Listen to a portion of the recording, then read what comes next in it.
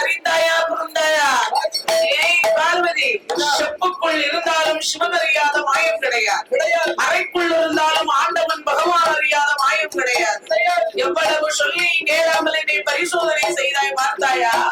பரிசோதித்த பாவங்கள் இதுவே இனிமையான என்னை பிரிந்து 12 வருட காலமாக அப்பானது கரையிலே சென்று கம்பத்தவம் செய்வாயாக போ என்று ஆண்டவன் பகவான் சாபத்தை கொடுத்தார். பரமேஸ்வரா, எண்ணரை கட்டி எழுத்தரை வாசித்தாலும் பெண் புத்தி அல்லவா?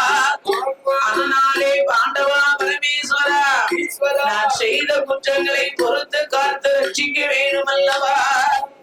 ஆண்டவா பகவானே, பார்வதி, எவ்வளவு சொல்லி கேளாமலே நீ பரிசோதனை செய்தாய் பார்த்தே அல்லவா?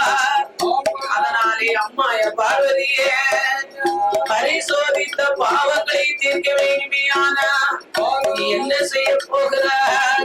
செய்த பாவங்களை தீர்க்க வேண்டுமையான யாரால முடியும்? ஒரு பிள்ளையால மட்டும்தான் முடியும். ஒரு புருஷன் கொண்டாடி சண்டையை போக்க வேண்டுமையான ஒரு பிள்ளையால மட்டும்தானே முடியும். பரமேஸ்வரா, நீங்க கொடுத்த பிள்ளை 2 பிள்ளை. ஆன போல மகமுலுக்கு ஆதிபுல கணவனே, தாய் பணத்தை போல பெண்ணை கேட்டு சந்தி சந்தியா போய் அமர்ந்திருக்காரு. இளைய மகன் வடிவேல் சுப்பிரமணிய நல்ல பிள்ளைன்னு நினைச்சேன். அன்று ஒரு நாளையில மகளை கைபிடித்து தூரம் போய் அமர்ந்து விட்டான் அல்லவா? அதனாலே ஈசா இறைவா, எனக்கு கையில் வைத்து விளையாடி கை குழந்தை. ஏய் பார்வதி, வர வேண்டுமா? பிள்ளை தானே கேட்க, அதெல்லாம் அப்புறம் பார்த்துக்கலாம் என்று சொல்லி ஆண்டவன் பகவான் ஆதி பராசக்தியை, அதாவது கங்கா நதி கரையை நீ பிரிந்து 12 வருடம் தவம் இருப்பாய் என்று சொல்ல, அப்படி பார்வதா தேவியும் கங்கா நதி கரையிலே சென்று 12 வருட காலம் தவம் இருந்தால் தவம் முற்றி பெற்று விட்டது. அப்படி இவர் முற்றி பெற்று இருக்கும் போது உடனே பார்த்தார், நாம் தேவிக்கு கொடுத்த சாபம் தீர்ந்து விட்டது. பார்வதி அழைத்து வர வேண்டும் என்று கம்பா நதி கரையிலே வந்தோ. பார்வதி, உனக்கு முத்தி விமோசனம் பெற்று விட்டாய், வா போகலாம் என்று ஆதிசக்தி அழைக்கும் போது என்னை பிரிந்து 12 வருட காலம் கம்பா நதி கரையிலே வந்து கம்பத்தவங்கள் செய்ததுனால இன்றைய நாள் முதலாக கம்ப காமாட்சி என்று உனக்கு ஒரு பெயர். உன்னை பிரிந்து 12 வருட காலம் ஏங்கி தவம் இருந்த எனக்கு ஏகாம்பர ஈஸ்வரர் என்று எனக்கு ஒரு பெயர். தவம் இருந்த இந்த ஸ்தலமானது இன்றைய நாள் முதலாக காஞ்சிபுரமாக வழங்கப்பட்டு காமாட்சியாகவும் ஏகாம்பர ஈஸ்வரராகவும் இருவேர்களும் இருந்த அருள் பாதிக்க வேண்டுமே என்று சத்தியம் ஜபனமாக அப்படியாகவே ஆதி கைலாசமான போது கைலாச வாசலுக்கு யார் வருகிறார் தெரியுமா? பூமிவாரம் சுமபாலத்தே, பூமிவாரம் சுமபாலத்தே, பூமாதேவி தான் பூமிவாரம் சுமப்பதற்கு உலகத்திலே பூமாதேவி பிறந்து வளர்ந்து அப்ப பார்த்தால் பகவானிடத்திலே முறையிட வருகிறார். ஆண்டவா, எங்க பார்த்தாலும் பிறப்பு மட்டும்தான் இருக்கு, இறப்பு என்று சொன்னால் என்னன்னு தெரியாது. அதனாலே நாளுக்கு நாள் உயிர் சுமை என்னால தாங்க முடியல.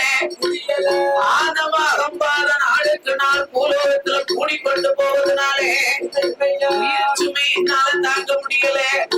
எனக்கு உயிர் சுமையை குறைச்சு தாங்கன்னா ஆண்டவனே ஆண்டவன் சோபரமா கைலாச வள்ளுவரை வரவழைத்து பூலோகத்துல சென்று பூமாதேவிக்கு உயிர் சுமையை குறைக்கணும்.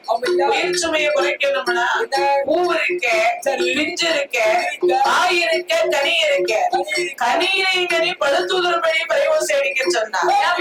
உடனே பூமாதேவிக்கு சொன்ன வாக்கை காப்பாற்ற அந்த பார்த்தார் கைலாச வள்ளுவர் ஆயட்டும் என்று சம்மதித்து ஒரு ஆன அம்பாரியில வந்து கொண்டு பூலோகம் தன்னதிலே வந்து பழமுதிரன்னு ஒரு தட்டு தான் தட்டியிருக்கார். ஆணவம் அகம்பாதம் பிடித்த குழந்தைகள் கல்லை கட்டி தூக்கி எறிய ஆரம்பித்தது.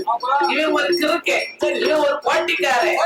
ஒருத்த முரச வச்சுக்கிட்டு டொக்கு டொக்குன்னு தட்டிக்கிட்டு வரானே என்று கல்லை கட்டி தூக்கி எறிய ஆரம்பித்த உடனே இந்த கைலாச வள்ளுவருக்கு வேதனை வேதனை பொறுக்காம மனம் பதறி வாய் தருமாறி இந்த சின்ன சிறு பிள்ளையை இந்த வயசுல இம்மட்ட ஆணவ அகம்பாதத்தோடு வந்ததே. ஆனா நாளை வளர்ந்து வரும்போது எவ்வளவு ஆணவ அகம்பாதம் இருக்கும் என்று சொன்ன சொல்லை மறந்தே மனம் பதறி வாய் தருமாறி உலகில் பூதீர சமீபின் ஜோதிர பூதீர பெண் ஜோதிர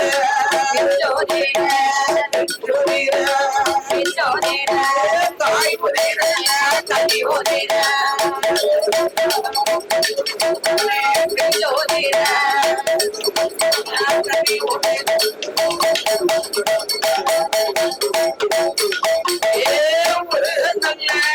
ஒரு நல்ல